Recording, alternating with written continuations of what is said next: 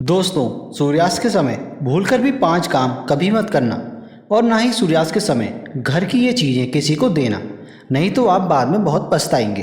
दोस्तों, सूर्यास्त के बाद कुछ ऐसे काम हैं जिन्हें कभी भी नहीं करना चाहिए। ज्योतिष शास्त्र में इसे मनुष्यत और गरीबी का बहुत बड़ा कारण माना जाता है, जिसे आमतौर पर सभी अनजाने में कर बैठते हैं। इसलिए आप आगे से इस बात का ध्यान रखें कि सूर्यास्त के बाद किन किन कामों को कतई ही नहीं करना चाहिए। तो माता रानी जगत महालक्ष्मी आपसे जल्दी ही प्रसन्न होंगी और आपके जीवन में आर्थिक समस्याओं का अंत होगा।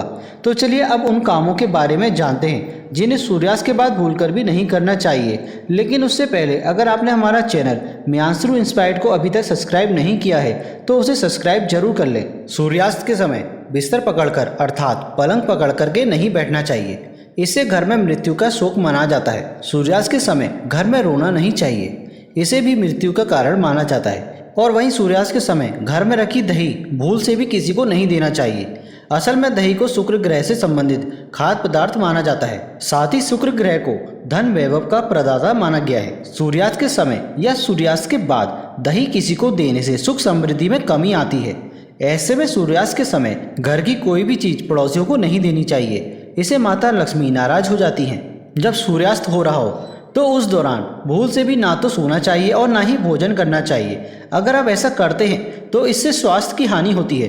साथ ही साथ ऐसा माना जाता है कि जीवन में धन की कमी पैदा होने लगती है, क्योंकि जो सूर्यास्त के समय सोता रहता है तो उसका भाग्य भी उसी के साथ सो जाता है। और वहीं सूर्यास्त के समय कर्ज लेने वाला और देने वाला दोनों ही दुखी रहते हैं। ऐसा कभी ना करें। सूरज डूबने के पश्चात अगर आपको अपने घर में झाड़ू पोछा करने की आदत है तो तुरंत इस आदत को छोड़ दें और झाड़ू सूरज डूबने से पहले ही लगा लें, क्योंकि सूरज डूबने के बाद ऐसा करने से धन वैभव का नुकसान होता है। ऐसा माना जाता है कि सूरज डूबने के बाद ऐसा करने से माता लक्ष्मी आपके घर से हमेशा हमेशा के लिए चली जाती हैं और आप अपनी किस्मत पर ही रोते रह जाएंगे। कई बार लोग सूर्यास्त के बाद नाखून या बाल कटवाना पसंद करते हैं, जो कि बहुत गलत माना जाता है। अगर आप भी ऐसा करते हैं तो ये आदत बदल दें, क्योंकि सूर्यास्त के बाद बाल और नाखून कभी भी नहीं कटवाना चाहिए। ऐसा करने से जीवन में नकारात्मक प्रभाव पड़ता है और धन अभाव के साथ अन्य समस्याओं का भी सामना करना पड़ता है। ज्योतिष शास्त्र में कहा जाता है कि सूर्यास्त के समय पैर भी नहीं हिलाना चाहिए,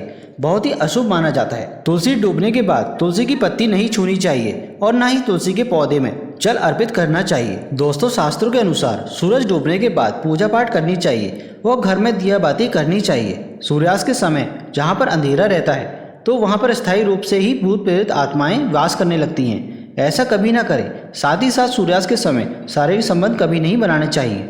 माता लक्ष्मी ऐसे घर में हमेशा घृणा करती हैं। दोस्तों, अगर आपके घर में किसी की अकाल मृत्यु हो जाती है या सुबह शाम झगड़े होते हैं या फिर पैसे कमाने के बावजूद भी धन का घर में आगमन नहीं होता, भूत प्रेत का आभास होता है, तो यह वीडियो आपके लिए ही है।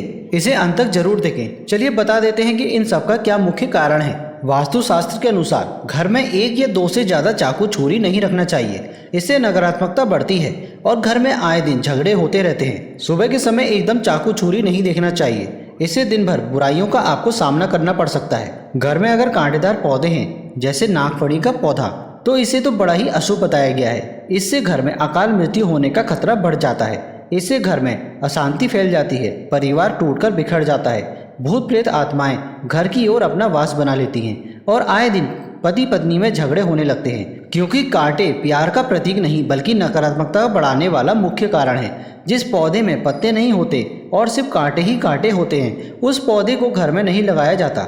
जहाँ होता है नागफनी का पौधा, वो घर वीरान हो जाता है, क्योंकि ये पौधा दोस्तों आपने देखा होगा रेगिस्तान में भी होता है और आप देख सकते हैं कि रेगिस्तान भी हमेशा वीरान पड़ा रहता है। तुलसी के पास भी कोई भी कांटेदार पौधे नहीं लगाने चाहिए। मासिक धर्म के दौरान अगर आप पेड़ पौधों में पानी डालते हैं तो इससे घर में गरीबी का वास हो जाता है। खासकर तुलसी में तो भूलकर भी नहीं डालना चाहिए। ऐसे समय में आपको आराम करना चाहिए। घर में अगर टूटे फूटे ईंट पत्थर पड़े हैं या टूटी हुई खाट पड़ी है तो इसे बहुत ही अशुभ बताया गया है। वास्तु शास्त्र के अनुसार इसे घर में झगड़े होते हैं। घर में पुराने टूटे हुए बर्तन या कांच के टुकड़े हुए बर्तन नहीं रखने चाहिए। टूटा हुआ आईना, बंद पड़ी घड़ी को हटा देना चाहिए। ये छोटी छोटी बातों पर अगर आप ध्यान देंगे तो घर में कभी भी गरीबी नहीं आएगी। घर में मकड़ी के जाले बताते हैं आपके घर में माता लक्ष्मी का वास नहीं है। माता रानी आपसे नाराज हो चुकी हैं। जाले मुसीबतों को आकर्षित करते हैं। घर में अगर मेहंदी का पेड़ लगा है तो तुरंत इसे घर के बाहर लगा दें तथा अमरूद का पेड़ भी घर के अंदर नहीं लगाना चाहिए। अगर आपके घर में कोई सबसे अधिक खुशबूदार पौधा लगा है तो तुरंत उसे घर से बाहर लगा दें। इसे भी शुभ नहीं माना जाता। इससे नकारात्मक ऊर्जा घर की ओर आकर्षित होती है। पीपल बरगद का पेड़ भी घर में नहीं लगाना चाहिए, शुभ नहीं माना जाता है। अगर घर में जगह जगह पीपल के वृक्ष निकल आया है तो उसे तुरंत वहां से पूजा पाठ करके निकलवा दीजिए, किसी जमीन में गड़वा दीजिए या बहते हुए पानी में विसर्जित कर दीजिए। घर में सूखे तुलसी भी नहीं लगाने चाहिए, उसे निकालकर कहीं भी पानी में विसर्जित कर दें या मिट्टी में दबा दें। घर में केले का पौधा भी ज़्यादा बड़ा नहीं लगाना चाहिए, इससे दिव्य शक्तियाँ क्रोधित होती हैं। दोस्तों, घर में रात को झूठे बर्तन परिवार को श्राप देते हैं और श्राप के कारण पूरा घर कंगाल हो जाता है।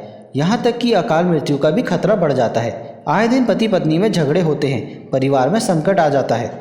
कभी भी रात के समय झूठे बर्तन नहीं रखना चाहिए, इससे धन की देवी माता लक्ष्मी नाराज हो जाती हैं। रसोई घर को हमेशा साफ सुथरा रखना चाहिए क्योंकि इससे माता अन्नपूर्णा का वास होता है। दोस्तों, वास्तुशास्त्र कहता है कि पति पत्नी के कमरे में किसी भी पराये पुरुष को तथा परिवार के किसी भी सदस्य को बार बार नहीं जाना चाहिए तथा पति पत्नी के कमरे में सोना भी नहीं चाहिए। इससे पति और पत्नी के रिश्ते में दूरियां आ जाती हैं, जीवन में खटास बढ़ जाती है।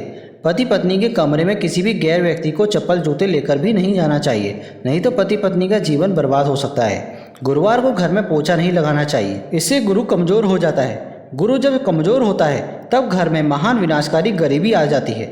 दोस्तों, रात को 12 बजे के आसपास आईना नहीं देखना चाहिए, साथ ही मेकअप आदि भी नहीं करना चाहिए। इससे आपको भूत प्रेत होने का एहसास हो सकता है क्योंकि इस समय बुरी शक्तियां आईने में तथा आपके अंदर सुगंध मिलने के कारण आकर्षित हो सकती हैं। ऐसे में रात के समय परफ्यूम आदि भी नहीं लगाना चाहिए, इससे नकारात्मकता हावी होती है और आप किसी भी बड़ी मुसीबत में फंस सकते हैं। रोटी बनाने के बाद जलते हुए तवे पर पानी नहीं डालना चाहिए, इससे राहु दोष उत्पन्न होता है। घर में झगड़े बढ़ते हैं, साथ ही हानि होती है।